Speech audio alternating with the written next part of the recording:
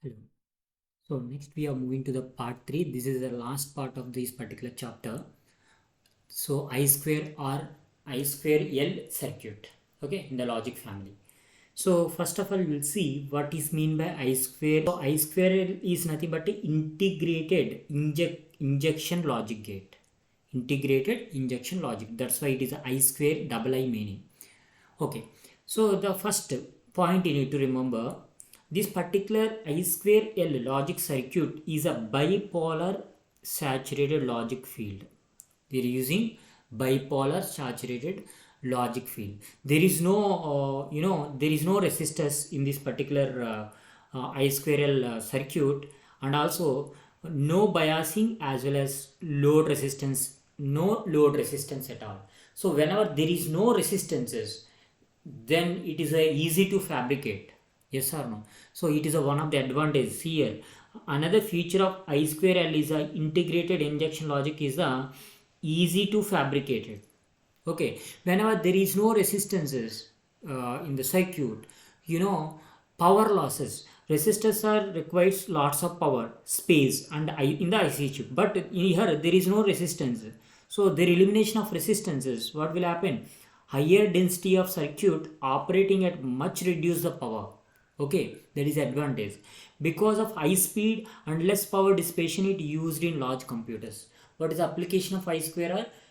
It is used in the large computers because it is a less power losses and high speed, because we are not using the resistors, so it is a low power losses. Such circuits are used in the packing of density, high packing density case, prime consideration as digital wristwatches. But you need to remember, in this particular video we are going to discuss the CMOS logic. In that CMOS logic is better than the I square L. Still, I mentioned it is used for high packing density. But in the examination, which of the following logic family used for high packing density? Don't choose the option I square L, because it is also good, but better than this CMOS is there. That's why you can choose the CMOS is the answer. Okay. So next one, I square L are capable to microwatt power dissipation, yet can be provide the high current necessary to provide the LED displays. Okay, so this is about the introduction. Now working, how exactly this particular I square L circuit is working, we'll see. So the first one, whenever this particular Q1 and Q3, these two are act as a Q1 and Q3. These two are act as a basis for the Q2 and Q4. Okay, like as a current sources. So initially, for example, it is this particular circuit act as a NOR gate. So based on the NOR gate, both the inputs are 0. For example, A is 0, B is 0. So whenever A is 0, B is 0, both are cutoff region. Okay, so both are off state. Whenever this is the off, this is the off state. Both are off state. So the output will be same as the supply. For example, you are activating some circuit, this particular thing. What will happen? The output will be appears across this particular C, because both are open. So logic is 1. Whenever both are 0, both are low, will get 1. Some other cases. So 0 1 or 1 0 or 1 1, 3 cases. So any one transistor can be on. Any one transistor can be on. Whenever, for example, both are 1, this transistor is on state, this transistor is on state, both are on state. This particular VCC is connected to ground, this particular VCC is connected to ground. What about the output is 0? Okay, that's why it is 0, both are 1. Whenever both one is 0, other one is 1, it is a on state, this is off state, even though this VCC is connected to ground, that is also 0. Whenever this is off, this is on, then also it is connected to ground, output is 0. So it is a same as NOR gate. Clear?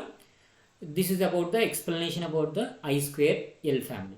Next we are moving to the MOS family. In the MOS circuit, classified into non-complementary MOS and then complementary MOS, that is a CMOS.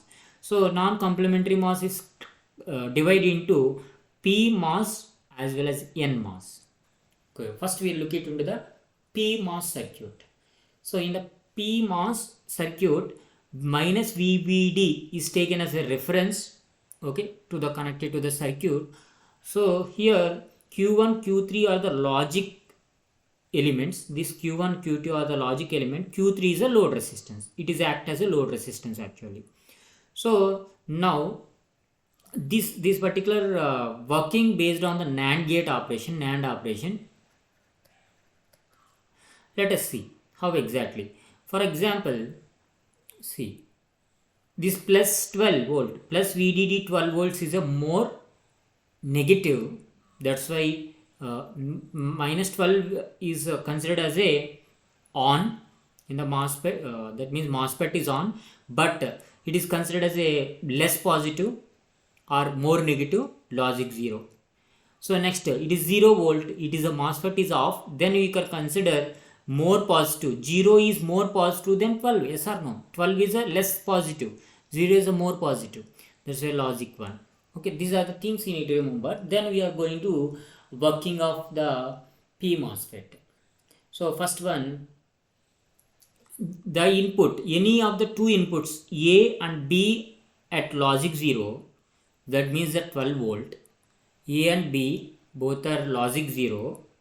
Okay, whenever both are logic 0, the concentrated of MOSFET is turned on, thereby offering the load resistance from the drain to source, thus causing the output became 0. That is a logic 1. See here VDD, right? Whenever both Q1 and Q2 are either Q1 or Q2 turn on, total when say VDD is connected to this particular Q1 or Q2 to the ground, what about the drain value? 0. Minus 12 is present. Minus 12 is nothing but a, see here, minus 12 it is grounded. C point is offers the 0 voltage. 0 voltage is nothing but a 1 volt. 1 logic 1. Sorry, once again I will repeat. Here minus VVD, these two are turn on. For example, whenever two are turn on, okay, whenever two are turn on, this VDD is connected to ground, output will appear as a 0. That means this is the case. Whenever both are 0, both are A and B are 0, both are turn off, what about minus VDD present across the year minus 12 volt? Minus 12 is nothing but already mentioned. Minus 12 is in a mention that 0 logic, plus here 0 volt is mentioned that logic 1. Okay, so this is about the working of P MOSFET. So in the positive logic we are considered as a NAND gate, negative logic we are considered as a NOR gate. Next we are moving to the NMOS circuit. In the NMOS circuit, same as the previous explanation, but here plus VDD is considered. Here also Q1, Q2 are logic elements, Q3 is a loading resistor. This is for NOR operation. Okay, so let us see. In the positive logic, 0 is considered as a 0 logic, logic 0, and plus VDD considered as a 1. Quite reverse of that. So see the working. In this case, input A and B, A or B both logic 1, the corresponding MOSFET will be conduct, the output goes to logic 0. Okay, either A or B or logic 1, either B or logic 1, that means that here A or B either logic 1 will get the output is 0, all these cases. Next, second point, both inputs are 0, both the inputs are 0, both the MOSFET will be off. So whenever both the inputs are 0, this is 0, this is 0, MOSFET's off. Whenever MOSFET off, this plus VDD is present here. So this plus VDD is present here, nothing but a logic 1. So that is about the NOR gate. And then CMOS circuit. This is the last circuit we have. In the CMOS circuit, CMOS logic is a combination of both PMOS as well as NMOS devices. So it gives the advantage. What is the advantage? Drastic decreasing in power dissipation, that is a 12 nano per gate. Very nano wattage only power, very minute power losses. And also increasing the speed. It has a low power dissipation among us the different logic families. So which of the device, in the examination very important, which of the logic family device offers the low power dissipation? The answer is CMOS logic. Okay, CMOS logic family device.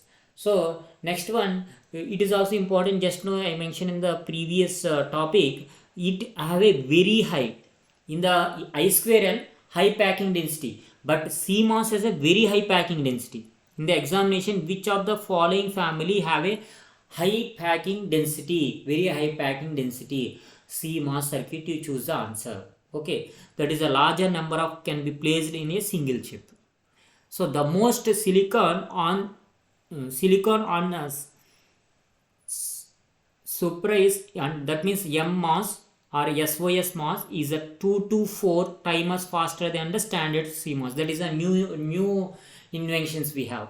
Yes, they are being widely used in everything from the electronic watches, rich watches, and then microprocessor remaining things they are using SOS MOS. Okay, this is about the circuit we have. So let us discuss this particular circuit. This is a NAR operation. Okay, CMOS is a which of the following circuit operation? NAR operation. We'll see. So N channel MOSFETs are Q1 and Q2, and Q3 and Q4 are the P MOSFETs. So first of all, we'll take A is equal to 1 and B is equal to 1. First we are considered A is equal to 1 and B is equal to 1. See what will happen. If A is 1, B is 1, Q1 is on.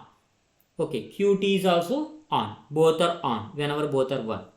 So whenever both are on, what about the Q3 and Q4 are off state?